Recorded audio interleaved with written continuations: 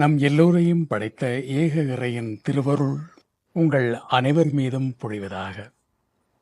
மாண்டவன் மீண்டு வந்து பேசுகின்றானே என்று சிலர் வியந்து நோக்கக்கூடும். நேற்று இலங்கை நேரப்படி நள்ளிரவு முதல் இந்த நிமிடம் வரை நான் நித்திரை கொள்ளவில்லை.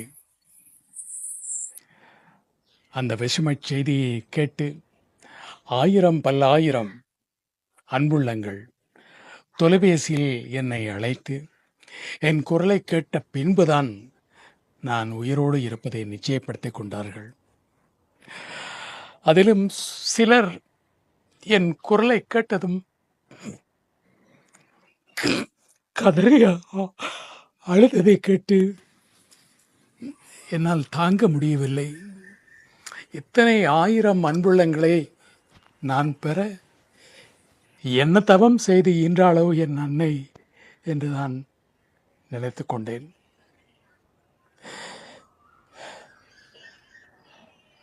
நேற்று இலங்கை பத்திரிகைகளில் ஒரு கட்டுரையை நான் எழுதியிருந்தேன். அந்த கட்டுரையின் ஆரம்பம் இப்படித்தான் இருந்தது: மரணம் மனிதனுக்கு தரும் வரம்.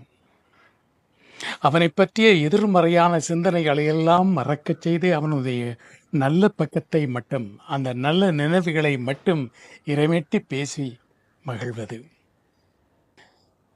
அப்படி ஒரு அனுபவம்தான் எனக்கு கிடைத்திருக்கிறது. காரணம்,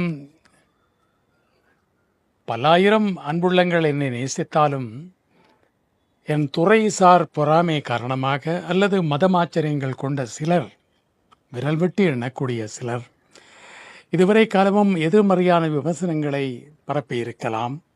ஆனால் இந்த செய்தியை கேள்விப்பட்ட நேரம் முதல் என்னை பற்றிய நல்ல நினைவுகளை மட்டுமே அவர்கள் இறைமேட்டி இருப்பார்கள். இது நான் வாழும் காலம் வரை தொடர வேண்டுமென்று அந்த எல்லோருக்கும் பொதுவான இறைவனை பிரார்த்தனை செய்கின்றேன். இது எனக்கு 3வது அனுபவம். ஆம், செத்து பிழைப்பது. முதல் அனுபவம் 1983ஆம் ஆண்டு இனக்கலவரத்தின் போது என்னையும் என் மனைவியையும் உயிரோடு கொளுத்தி எரித்து விட்டார்கள் என்ற வதந்தி இங்கு மட்டுமல்ல, தமிழகத்திலும் பரவி தமிழக பத்திரிகைகளிலும் கேரளத்து மலையாள பத்திரிகைகளிலும் வெளிவந்ததை என்னுடைய வானிலைகளில் வழிப்போக்கன் என்ற நூலில் பதிவு செய்திருந்தேன். 2 ஆண்டுகளுக்கு முன்பு தமிழகத்தில் யூடியூப் தளம் நடத்தும் ஒருவர் அதிக பணம் வருமானம் ஈட்ட வேண்டும் என்ற பேராசையில் என்னுடைய படத்தை போட்டு பிரபல டிவி தொகுப்பாளர் மரணம், கதறி அழுதது குடும்பம் என்ற செய்தி பதிவு செய்திருந்தார். அது 2வது முறை, இது 3வது முறை. ஆகவே 3 முறை நான் உயிர் தெழுந்திருக்கின்றேனா என்று நகைச்சுவையாக எண்ண தோன்றுகிறது. நாம் இறந்த பிறகு நம் மீது உண்மையான அன்பும் பாசமும் வைத்திருந்தவர்கள் யார் யார் என்று பார்ப்பதற்கு நாம் இருக்க மாட்டோம்.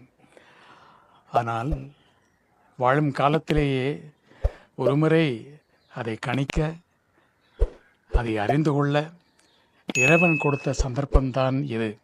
ஆகவே இந்த செய்தியை முதலில் பரப்பியவருக்கு எத்தனையோ பேர் சாபமிட்டிருக்கலாம். அந்த சாபங்களில் இருந்து அந்த மனிதரை காப்பாற்றும்படி அதே இறைவனிடம் நான் வேண்டுகின்றேன். ஏதோ ஒரு நன்மையை செய்திருக்கின்றார் அவர்.